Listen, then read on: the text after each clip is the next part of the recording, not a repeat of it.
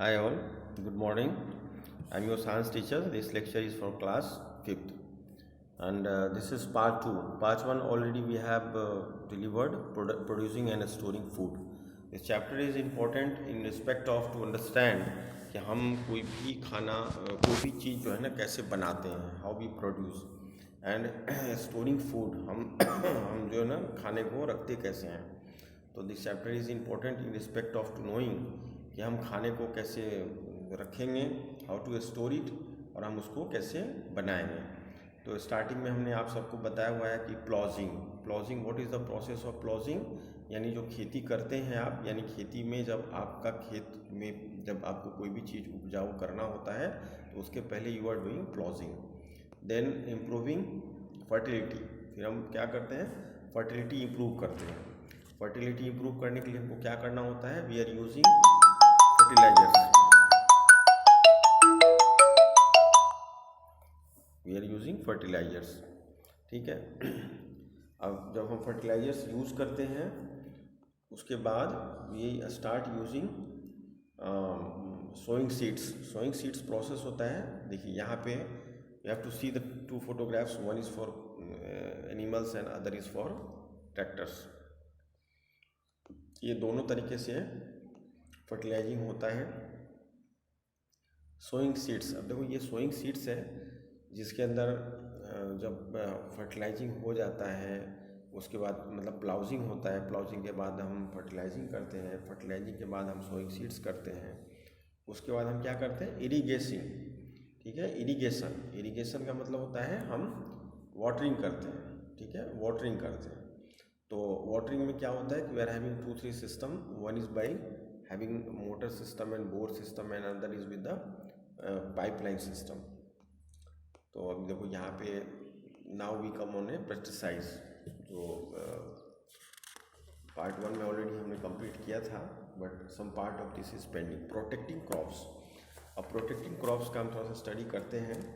Crops have to be protected from rats. अब crops को किससे किससे बचाना है, हमको रैट से बचाना है. ठीक है, इंसेक्ट से बचाना है, बर्ड से बचाना है एंड डिजीजेस से बचाना है. Birds are usually scared away. Birds are usually scared away. Pesticides are used to get rid of the other harmful organism. Pesticides are chemical made in factories. जो पेस्टिसाइड होते हैं, pesticides जो होते हैं वो क्या होते हैं, वो केमिकल होते हैं जो फैक्ट्रियों में बनाए जाते हैं. Chemicals made in factories. You will learn more about chemicals in the next 3 chapters. Things like बेगोन and heat. मैंने आपको पहले भी बताया था कि जो बेगोन और हीट है ना, थिंग्स लाइक बेगोन एंड हीट, वो भी इसी से बनाए जाते हैं. जैसे घरों में आपने देखा होगा कॉकरोचेस के लिए, मच्छर के लिए जो इंसेक्टिसाइड्स पेस्टिसाइड्स यूज़ किया जाता है इंसेक्ट्स को मारने के लिए, उसमें क्या है, बेगोन और हीट होते हैं. Use to get rid of mosquito and cockroaches are pesticides. उनको हम बोलते हैं पेस्टिसाइड्स, जिससे कि मस्कीटोज और कॉकरोचेस को मारा जाता है. Unwanted plants sometimes grow in crop field.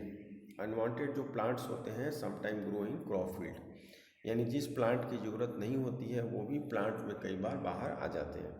These plants are called weeds. ऐसे प्लांट्स को हम क्या बोलते हैं, वीड्स. जो अनवांटेड प्लांट होते हैं उनको हम बोलते हैं weeds. Weeds are removed from field to protect crops. Otherwise a complete with water and nutrients from the soil. They can pulled out or killed with the help of chemicals. ये chemical के through इसको ख़त्म किया जाता है. अब आप देखो यहाँ पे ये सीड्स हैं, ये फार्मिंग है, हार्वेस्टिंग. देखो मैं फिर से आपको रिपीट करता हूँ. सबसे पहले था प्लाउजिंग, फिर फर्टिलाइजिंग, फिर सोइंग सीड्स, फिर इरिगेशन. अब हम आते हैं हार्वेस्टिंग. हार्वेस्टिंग कैसे होती है वो हम देखते हैं. व्हेन क्रॉप्स आर रेडी, जब आपके क्रॉप्स रेडी हो जाते हैं, they are cut and gathered, उनको काटा जाता है और इकट्ठा किया जाता है. Harvesting can be done by hand और with help of machine called harvester. अगर वो मशीन से उनको किया जाता है तो उसको हम लोग बोलते हैं harvester. After cereals crops are gathered, the grain is separated by a process called threshing. The crops is stuck against something hard or farm animals made to walk over it. Machines called threshers can also be used. Then the outer cover of the grain and other things mixed with it are separated. This process is called winnowing. ये मैं आप सबको पहले बताया था कि अगर हमको ग्रेन्स को अलग करना हो, ठीक है, तो उसमें क्या होता है, दो पार्ट होते हैं, ग्रेन्स होता है और भूसा होता है।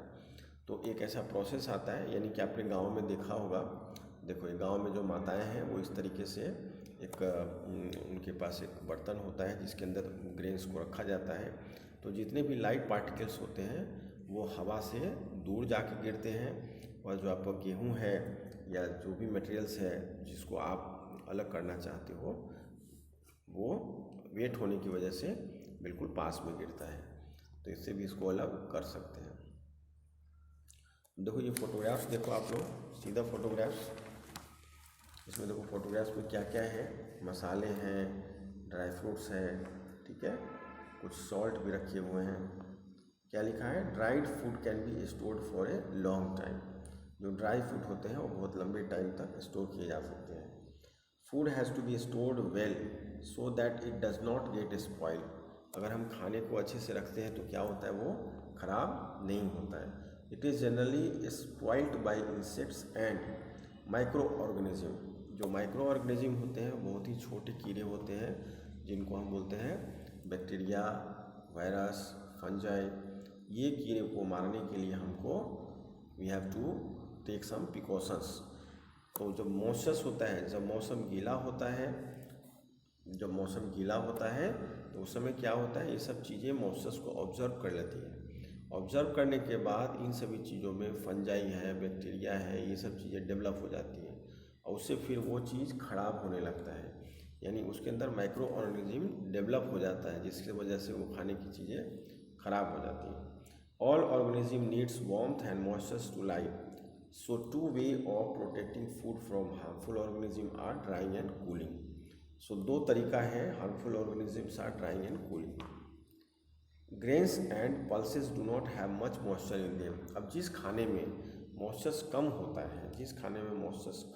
है, grains and pulses do not have much moisture in them. Grain और पल्सेस में क्या होता है, मॉइस्चर कम होते हैं। So they do not get spoiled as easily as to fruit and vegetables, ठीक है। They are generally dried and stored in snacks and beans. इसलिए जनरली क्या होता है, ये स्नैक्स स्टोर किए जाते हैं स्नैक्स और बीन्स में। Fruit and vegetables are stored in cold storage, इसलिए इनको क्या किया जाता है, कोल्ड स्टोरेज में रखा जाता है। Which are like cold storage, पता है आप लोगों को? Cold storage is a hall where you keep materials, right, which are like refrigerator rooms. They can be stored much longer if they are frozen. Vegetable and how other kinds of food can be stored for a long time if they are dried. Papad, chips, methi and chilies are some example. Pickling is another way of storing meat, fish and vegetables. जैसे meet है, fish है, vegetable है। Food is often pickled in salt, vinegar, oil and other things. Salt takes away moisture from food. अब salt क्या करता है, अगर आप सॉल्ट को जैसे मिक्स करोगे किसी चीज़ में तो सॉल्ट क्या करता है, मॉइस्चर को ईजिली अपनी तरफ कैच करता है। Storing meat away moisture from food and micro organism can not grow in oil and vinegar. Canning is another way of storing. देखो यहाँ पे ये सारे जो नीचे दिख रहे हैं तुमको, ये बॉक्सेस ऐसे आपने पैक्ड फूड देखे होंगे, ठीक है। Canning is another way of storing food. Food is first heated to kill micro organism present in it, then it is pickled in all air tight cans. Air tight cans का मतलब होता है उसमें हवा नहीं होती है। और bottle so that micro organism